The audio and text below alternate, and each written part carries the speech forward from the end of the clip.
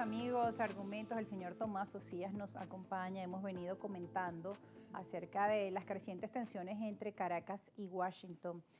Usted nos estaba comentando hacía un resumen de la información, de los debates entre demócratas y republicanos. Algunos puntos nada más van al Congreso, el secretario de Guerra y el secretario de Estado, y tratan varios temas, pero los demócratas hacen una votación que la ganan los republicanos, o sea, la pierden los demócratas de 51 a 49, de que debe de pasar específicamente por el Senado, debe de pasar cualquier acción militar sobre Venezuela.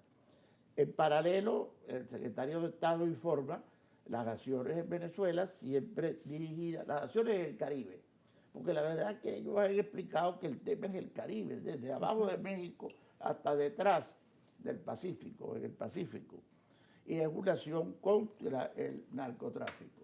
De suyo, fíjense que el lenguaje ha cambiado y se habla, antes empezaba a decirse unas lanchas de narcotraficantes de Venezuela y ahora se habla de lanchas en el Caribe. En el Pacífico también. Sí, se han modificado los discursos. Los periódicos de Estados Unidos reflejan con gravedad el tema. El Washington Post hace un mes, cuando el operativo militar en el Caribe, le dijo al presidente Trump que era temeraria una acción de esa naturaleza, porque si no pasaba nada, iba a perder credibilidad y además de eso, iba a tener entonces la estructura actual del gobierno de Venezuela por muchos años más, la iba a fortalecer. Y así el New York Times, los principales periódicos de Estados Unidos y del mundo. Pero ahora, igual en Estados Unidos hay todo un revuelo, ¿no? Cuando uno revisa los periódicos de Estados Unidos, uno se pregunta, bueno, ¿iría Trump a otro conflicto cuando tiene tantos problemas en el interior, con el cierre del gobierno, las discusiones de los demócratas? Además lo vinculan en los correos con Epstein, tenían estas publicaciones, ¿no? Con todo aquel escándalo de abuso a menores. Sí. En fin, la situación en Estados Unidos ha venido siendo tensa, el TPS de los venezolanos, la situación con los migrantes. Y bueno, ahora tiene este frente de guerra, porque lo veíamos en imágenes, y no sé si los pueden poner acá atrás, del USS Gerald Ford. O sea, uno se pregunta, bueno, con todo este contingente, ¿para qué es? ¿Para luchar contra unas narcolanchas? Sí. ¿Todo este contingente para unas lanchas? Claro, fíjate, antes de caer en el presidente Trump, me parece interesante este mundo alrededor de lo que ocurre, como las imágenes que ustedes tienen en estos momentos en sus pantallas. La Comunidad Económica Europea acaba de condenar la acción militar en el Caribe, la presencia militar en el Caribe. Los presidentes de América Latina han venido diciendo, el presidente de Colombia se le enfrenta al presidente Trump y prácticamente desarrolla una batalla tanto como la que está teniendo en Venezuela el presidente Maduro con su razonamiento. El presidente Lula dice que Maduro no le hace caso, o sea, no lo escucha, se lo digo al presidente Trump según todas las informaciones, pero que está dispuesto pues a colaborar en las conversaciones. Y así la CELAC se reúne con en pocos países, bajo las presiones del presidente Trump, por supuesto, y es ambigua la declaración del CELAC, que antes había condenado en la reunión anterior las acciones de Estados Unidos en Venezuela. Ahora vamos al presidente Trump. Ustedes tienen información de mucho más de estas cosas. Al presidente Trump hay que ir a Washington, D.C. a ver la información alrededor de él.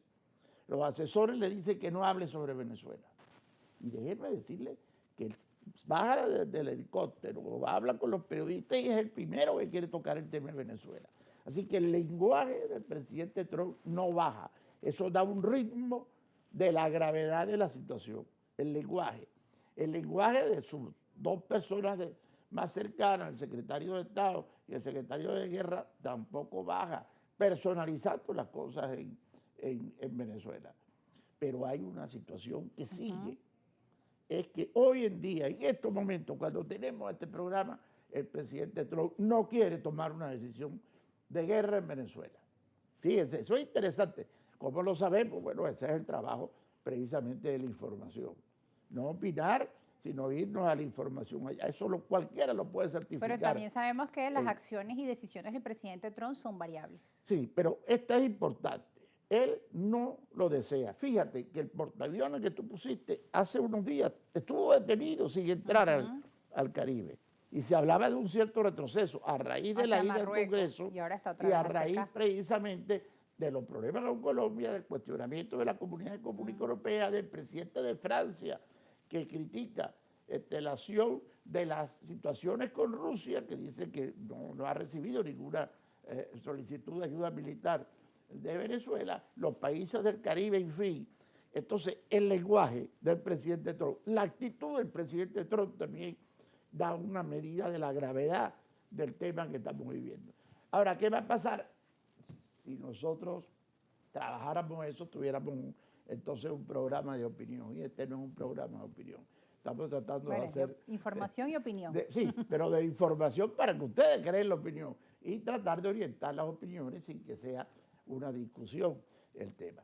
Sigue detenido el tema de Venezuela. Esa es la conclusión que yo les quiero brindar en estos momentos. Bajo esa característica, tiene que poner su pellejo el presidente Trump, su rostro. Él ha dicho que está interviniendo en 8 guerras que las ha evitado y que está en el mundo entero luchando por el tema de la paz para desarrollar en Venezuela una nación que se considere de guerra. Que hasta hace poco estuvo buscando su Nobel de la Paz. Claro, y esto puede ser un escándalo para el presidente Trump.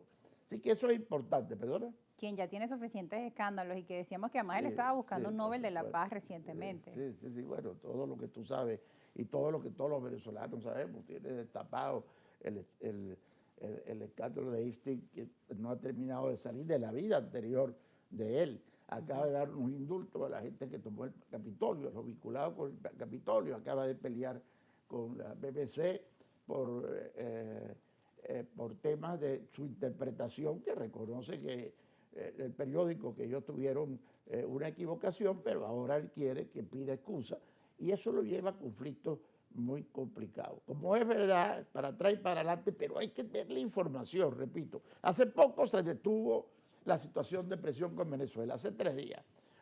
Hasta el portaaviones casi que lo paralizan. Hoy en día, él está otra vez dirigido hacia una posición de agresividad. Y hablé de Venezuela, no hablé del Caribe. Una posición de agresividad de Venezuela, pero se ve que los sistemas de inteligencia de Estados Unidos y la información no terminan de encontrar el cómo. Y no va a ser fácil el cómo, Rosa. Bueno, vamos a conocer más detalles al regreso de la pausa del informe Tomás Ocías, que también tiene una recopilación de temas económicos, que atención, que ahí es donde todos queremos saber cómo va a terminar este cierre de año. Usted nos ha dicho, no puedo hacer pronósticos, no tenemos un programa aquí de astrología, de adivinación, pero sí tenemos unas perspectivas, claro, y tenemos las cifras del momento. Vamos a ir a la pausa y ya regresamos con más.